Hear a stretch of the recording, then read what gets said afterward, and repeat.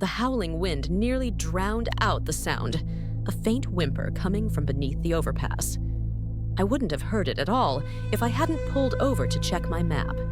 It was getting dark, the storm was intensifying, and I was already running late. But something made me stop and listen. "Hello?"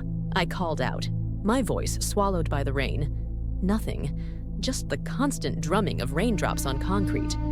I was about to leave when I heard it again, a weak, desperate cry that sent chills through me despite the humid summer air. I reached for the flashlight in my glove compartment, silently cursing myself for what I was about to do. The muddy embankment was treacherous as I made my way down, slipping and sliding toward the concrete pillars that supported the highway above. "Is someone there?" I called again, sweeping my flashlight across piles of discarded trash, abandoned shopping carts, and the remnants of makeshift shelters. That's when I saw her. Tucked against the concrete pillar was what I initially thought was a pile of dirty rags. But as my light caught two reflective eyes, my heart sank. It was a dog, or what remained of one. Skin stretched over protruding bones, patches of fur missing, revealing raw, infected skin underneath. She was lying in a puddle of muddy water, too weak to even lift her head as my light fell upon her. "Oh my God," I whispered, my throat tightening. The dog's eyes, cloudy and dull, met mine, and in that moment, something passed between us. Not fear, not hope, something more primal, recognition. Two living beings acknowledging each other in the darkness. I approached slowly, talking in soft tones. "Hey there. It's okay. I'm not going to hurt you." Her body tensed, but she didn't have the strength to run. Up close, the situation was even more dire than I'd thought. Open wounds peppered her emaciated body. One of her legs was bent at an unnatural angle, an old break that had healed wrong. Her breathing was shallow and labored. As I knelt beside her, the smell hit me. Infection, urine, and the unmistakable scent of an animal that had given up. Veterinary volunteers had taught me that smell. It's the scent of surrender.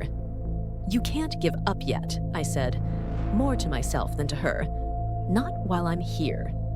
I had a blanket in my car and some bottled water, but no food. The nearest emergency vet was at least 30 minutes away, and I wasn't sure she would survive the journey, but leaving her wasn't an option. When I tried to slip the blanket beneath her, she let out a guttural growl, the last defense of an animal that had known only cruelty from human hands. "I know, girl. I know," I soothed, backing away slightly. "But you're going to die here if you stay." The rain was falling harder now, thunder cracking overhead. Water was beginning to pool around us, rising slowly but steadily. The underpass was starting to flood. Time was running out. I called the emergency vet, explaining the situation while keeping my eyes on the dog. They told me what I already knew. Get her there immediately, or she wouldn't make it through the night. I tried again with the blanket, moving even more slowly. This time, her growl was weaker, her resistance fading with her strength. When I finally slid my hands beneath her skeletal frame, she whimpered, but didn't bite. She couldn't have weighed more than 20 pounds, half what a dog her size should be. "I've got you," I whispered as I lifted her. "I've got you now." The climb back up the embankment was treacherous. Twice I slipped, struggling to keep both of us from falling while protecting her fragile body. By the time I reached my car, we were both soaked to the bone, mud-covered and shivering. I turned the heat on full blast and wrapped her in a dry towel I found in my trunk. Her eyes were closed now, her breathing even more shallow than before. The nearest animal hospital was 28 minutes away according to my GPS. I wasn't sure we had that long. "Stay with me," I pleaded as I emerged onto the highway, stealing glances at her still form on the passenger seat. "Just stay with me." The drive was a blur of windshield wipers, flashing lightning, and desperate prayers to a God I wasn't sure I believed in. At some point, the dog stopped making any noise at all, and I had to keep reaching over to feel for breath, for any sign that she was still fighting. 5 more minutes, I kept saying. Just 5 more minutes. When we finally pulled into the emergency vet's parking lot, I didn't wait for an assistant. I scooped her up and ran through the rain, bursting through the doors, with what felt like the last of my own strength. "Please," was all I could say to the startled receptionist. "Please help her." What followed was a flurry of activity. The dog, whom the staff had started calling Lucky, despite the grim irony, was whisked away on a metal table. IV fluids, antibiotics, warming blankets, blood tests. The list of interventions seemed endless. The vet didn't sugarcoat it.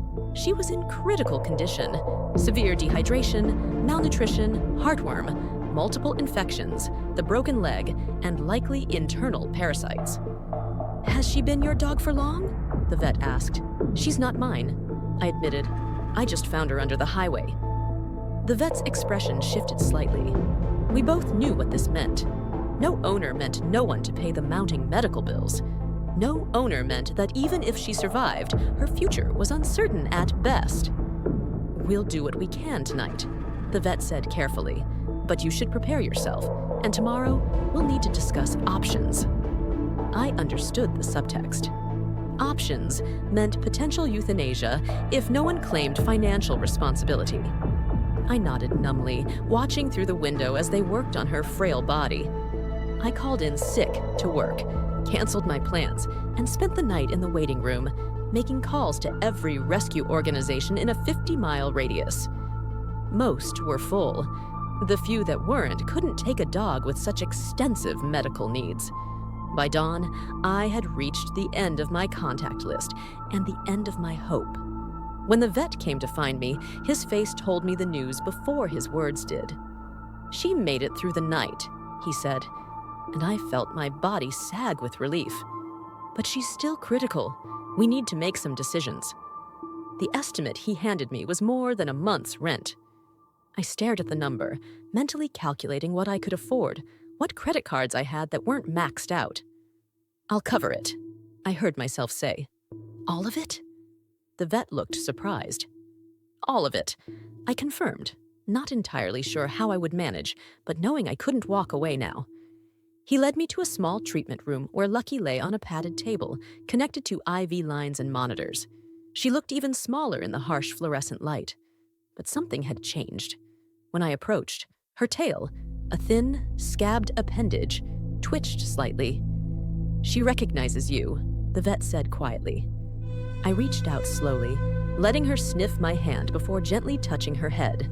Her eyes, a bit clearer now thanks to the fluids, met mine, and I felt that connection again, stronger this time. "Hey, Lucky," I whispered, "you made it." That was 6 months ago. The journey since hasn't been easy. There were setbacks, infections that wouldn't clear, trust that had to be painstakingly built, behaviors born from trauma that needed patient redirection. The broken leg required surgery. The heartworm treatment was brutal. There were nights I slept on the floor beside her, afraid she wouldn't make it until morning. But she fought. With every ounce of her being, Lucky fought to live. Today, as I watch her running across the dog park, her leg healed, though still carrying a slight limp. It's hard to believe she's the same skeletal creature I found beneath the overpass. Her coat is glossy now, her eyes bright and alert. She's gained 30 pounds of healthy weight, and the vet says she's officially heartworm negative. Some scars remain. She still flinches at sudden movements and cowers during thunderstorms. She hoards food sometimes, hiding kibble around the apartment as if preparing for future starvation. But every day, those remnants of her past life fade a little more. When we return home, exhausted from play, she jumps onto the couch, something she wasn't strong enough to do for months, and settles her head in my lap with a contented sigh. I run my fingers through her fur, feeling the steady rhythm of her heartbeat beneath my hand. Who rescued who? People often ask when they hear our story, repeating that well-worn cliché. But there's truth in it. On my darkest days, it's Lucky who gets me out of bed. Lucky who reminds me that survival is possible, that healing happens one day at a time. Sometimes I think about what would have happened if I hadn't pulled over that night, if I hadn't heard her cry through the storm.